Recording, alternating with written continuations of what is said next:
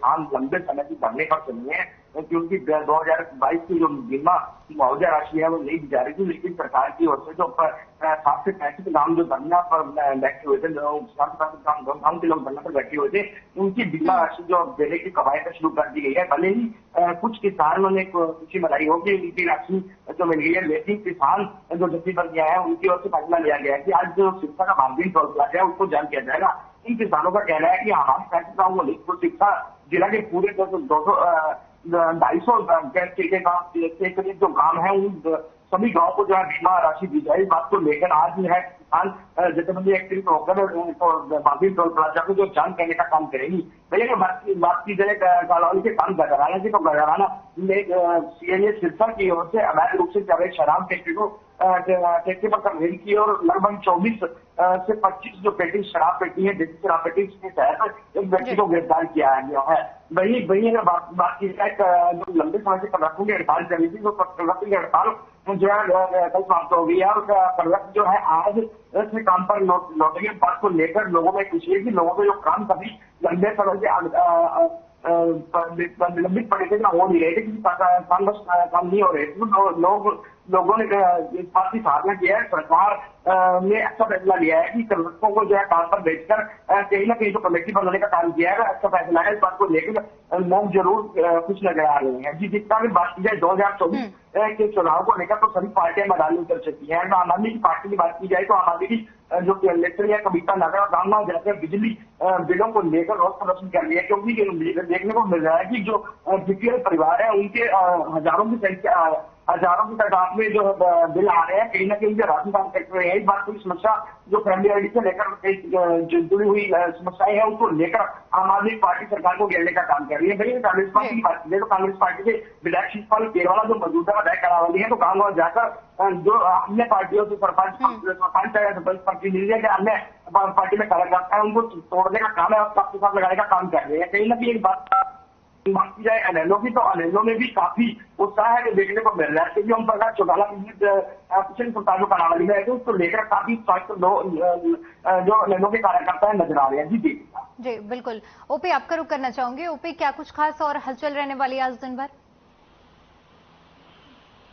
बात करें तो चंडीगढ़ में कल शाम को जो क्लर्क्स एसोसिएशन की जो है एक मीटिंग हुई थी और उस मीटिंग में जो है एक कमेटी बनाकर जो है क्लर्क्स की मांग के ऊपर हरियाणा सरकार विचार करेगी। इसके साथ ही क्लर्क्स ने जो अपनी हड़ताल जो है वो खत्म कर दिया। तो सबसे बड़ा ये है कि आज से हरियाणा के जितने भी जिला लेवल पर, तहसील पर जितने भी क्लर्क्स हड़ताल पे थे, जिसके जैसे जो काम रुके हुए थे वो काम आपसे फिर जो है वो शुरू हो जाएंगे। तो लोग आज बेहिचक जो अपने सरकारी काम करवाने के लिए दफ्तरों में जाने की सोच रहे हैं वो बिल्कुल जा सकते हैं। दूसरा, अगर हम बात करें तो आज चंडीगढ़ के अंदर हरियाणा कांग्रेस के विधायक दल की बैठक है, जिसकी अध्यक्षता पूर्व मुख्यमंत्री और नेता विपक्ष भूपेंद्र सिंह हुड्डा करेंगे। बैठक में जो 25 अगस्त से जो हरियाणा विधानसभा का एक 3 दिवसीय मानसून सत्र शुरू हो रहा है उसको लेकर बीजेपी क्या रणनीति होगी उसके ऊपर विचार किया जाएगा। पार्टी के सभी नेताओं और कुछ सीनियर पार्टी के सभी विधायकों और कुछ सीनियर नेताओं को इसमें जो है वो बुलाया गया है। इसके अलावा अगर हम बात करें तो आज हरियाणा बीजेपी के प्रदेश अध्यक्ष ओम प्रकाश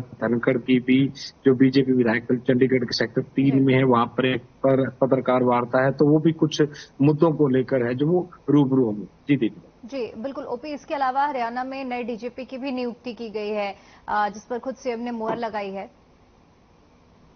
देखिए, डीजीपी को लेकर अभी भी जो है एक आदेश जो है वो आने हैं, तो उम्मीद की जा रही है कि शाम तक मतलब कभी भी आदेश जो है वो जारी हो सकते हैं।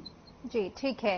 जगदीश, आपका रुख करना चाहूंगी। देखिए जगदीश, जिस तरह से कल बीते दिन 15 अगस्त का कार्यक्रम रहा है, ऐसे में समझना चाहूंगी कि सभी चीजें शांतिपूर्ण तरीके से हो गई हैं और क्या क्या कार्यक्रम रहे और क्या कुछ तैयारियां देखने को मिली हैं? जी बिल्कुल। जिसका बात करें कालावाली के 15 अगस्त को लेकर, तो काफी तैयारियां जो है प्रशासन की ओर से की गई थी। कालावाली के जो विश्रामल स्कूल में है जो 15 अगस्त का कार्यक्रम मनाया गया, कालावाली के एसडीएम सुरेश जी ने ध्वजारोहण किया और देखने को मिला कि पुलिस भी काफी मुस्तैद थी। और बच्चों की ओर से बात की जाए तो प्राइवेट स्कूल का सरकारी स्कूल एक एकत्रित होकर जो संस्कृत कार्यक्रम किए गए, भाई धार्मिक गीतों पर जो है छोटे छोटे बच्चों की ओर से डांस किया गया और देखने को मिला कि काफी अच्छी व्यवस्था थी। जो आज तक कालाबाड़ी की बात करें तो सबसे अच्छा कार्यक्रम जो है पहली बार देखने को मिला और बच्चों में भी काफी उत्साह था और आम लोगों में भी काफी उत्साह देखने को मिल रहा था। कहीं ना कहीं बात की जाए प्रशासन की, तो प्रशासन की सराहना जरूर लोग करते नजर आ रहे थे, क्योंकि ऐसा पहली बार कालाबाड़ी में हुआ है कि जो बैठने के लिए की अच्छी व्यवस्था थी, जो लोगों के लिए ठंडे पानी की व्यवस्था थी और जो पंखी कूलर लगाकर जो बच्चों को जो बच्चे पार्टिसिपेट करने आए थे उनको गर्मी से बचाने का अच्छे प्रबंध किए गए थे। इस बात की सराहना लोगों ने बार बार करते नजर आ रहे हैं। बात की जाए जिसे 15 अगस्त निकल चुकी है उसको लेकर भले ही शिक्षा के कप्तान की ओर से कहा जा रहा है कि शिक्षा पुलिस अलर्ट है और चप्पे पर नजर बनाए हुए हैं। वही देखने को मिल रहा है कि कालाबाड़ी, डबवाली, एर्नाबाद रोडी क्षेत्र में चिट्टा है, जो चिट्टे का नशा है दिन प्रतिदिन बढ़ता जा रहा है। आए दिन कोई ना कोई क्षेत्र से एक जुआ की मौत है जो नशे की ओवरडोज के साथ हो रही है और लोग बार बार मांग कर रहे हैं कि सिरसा जिला में है पुलिस की तादाद बढ़ाई जाए और डबवाली को हरियाणा के मुख्यमंत्री जब जनता मार्ग में आए तो डबवाली को जिला बनाने की बात की गई थी, लेकिन आज तक जो है डबवाली को पुलिस जिला नहीं बनाया गया। और कालाबाड़ी की बात की जाए तो कालाबाड़ी में जरूर परारी मंडी में चौकी खोल दी गई थी, उसमें कर्मचारियों की तादाद नहीं बढ़ाई गई है और न ही जो आधुनिक साधन जो पुलिस के पास होने चाहिए इस तरह के साधन उपलब्ध करवाए गए। कहीं ना कहीं जो चिट्टा के तस्कर है जो पंजाब बॉर्डर से होकर आते हैं, कहीं ना कहीं चिट्टा सप्लाई करके चले जाते हैं, पुलिस उनको पकड़ नहीं पा रही है। इसी बात को लेकर लोगों में जरूर रोष देखने को मिल रहा है और लोग बार बार मांग कर रहे हैं कि हरियाणा सरकार को और पुलिस कप्तान को चाहिए कि कालाबाड़ी और डबवाली जो रोडी क्षेत्र है इसमें ज्यादा से ज्यादा कर्मचारियों की तादाद की जाए और लोगों जो चिट्टा का नशा बन रहा है उसको कहीं ना कहीं रोक लगाई जाए। जी दीपिका। बिल्कुल ओपी, देखिए जो 2024 के चुनाव जिस तरह से नजदीक आ रहे हैं, सिर्फ सियासी बयानबाजियों का दौर भी काफी तेज हो चुका है। बीते दिन देखने को जैसे कि मिला है, कांग्रेस नेता की तरफ से बयान सामने आया था रणदीप सुरजेवाला, जिसमें उन्होंने कहा था कि वोटर्स को राक्षस प्रवृत्ति से उन्होंने कंपेयर किया था, जिस पर अब पलटवार भी देखने को मिल रहा है। देखिए दीपिका, ये सियासत है और सियासत में इस तरह की बयानबाजी अक्सर गाए बगाए एक दूसरी पार्टियों की तरफ से होती रहती है, लेकिन इस बार मॉनसून सत्र से पहले जो हरियाणा की कांग्रेस हरियाणा में बीजेपी सरकार को घेरने की एक रणनीति बना रही थी, उसके ऊपर कहीं ना कहीं एक ब्रेक लग गया है। क्योंकि इस वक्त अगर हम बात करें तो उन्होंने का मुद्दा है या फिर बाहर से भारी तादाद में जो लोग प्रभावित हुए थे, इसके अलावा साथ ही जो सीईटी जो परीक्षा है उसको लेकर जितने भी तरह की जो 41 सवाल एक बार पूछ लिए गए थे, हाईकोर्ट ने परीक्षा सीईटी की परीक्षा थी उसको खारिज कर दिया था। तो ये काफी ऐसे मुद्दे थे जो हरियाणा की कांग्रेस के पास थे और विधानसभा में बीजेपी के ऊपर जो है जोरों शोरों से हमला कर सकती थी। लेकिन रणदीप सिंह सुरजेवाला का एक जो राक्षसी बयान वाला जो स्टेटमेंट सामने है, उसके बाद से कहीं ना कहीं बीजेपी के खेमे में जो एक उत्साह है और वो अपनी पूरी तैयारी कर रही है। क्योंकि जब भी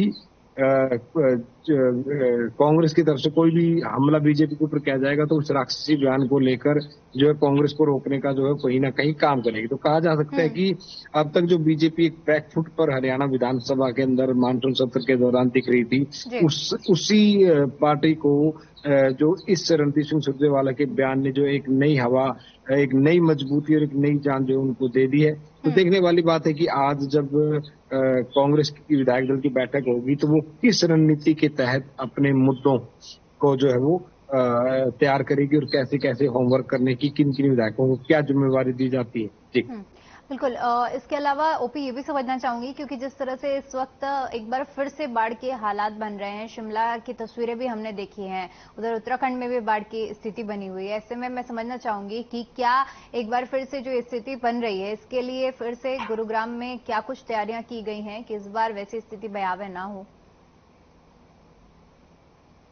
देखिए दीपिका, अगर हम अब तक के मानसून की बात करें तो हरियाणा के अंदर जो 19 अगस्त तक जो है मानसून कमजोर रहने वाला है और उसके बाद हरियाणा के अंदर जो है मानसून एक बार फिर तेज होने की उम्मीद जताई जा रही है। लेकिन अगर जिस तरीके से पहाड़ी इलाकों में जो बारिश हो रही है उसके चलते हरियाणा की जो यमुना और घग्गर कैनाल, जो घग्गर जो नदी है, जो मुख्य नदी है, इनमें अगर पानी का स्तर बढ़ता है तो वो खतरनाक बात हो सकती है, क्योंकि पिछले अगर हम शुक्रवार की बात करें तो ये जो भाखड़ा डैम है वो भी मतलब खतरे के निशान से ऊपर क्रॉस करने में कुछ ही मीटर जो बचा हुआ है। और इसी तरह पोंग डैम भी जो वो हिमाचल का जो पोंग डैम है, जो एक गग्गर डैम है, जो भाखड़ा डैम के अंदर जो पानी देने का काम करता है, वो भी वहां पर पूरी तरीके से भरता हुआ दिखाई दे रहा है। तो उसके बाद से अगर इसी तरीके से बारिश, अगर पहाड़ों में बारिश होती रही तो उसका खामियाजा एक बार फिर यमुना और घग्गर नदी के किनारे रहने वाले लोगों को जो भुगतना पड़ सकता है। जहां तक सरकार की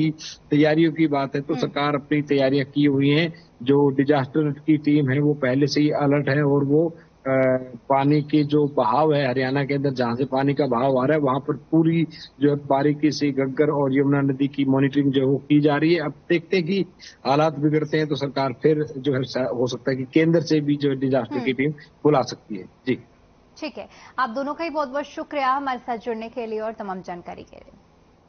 चलिए फिलहाल के लिए इस खास कार्यक्रम में इतना ही, मुझे दीजिए इजाजत, नमस्कार।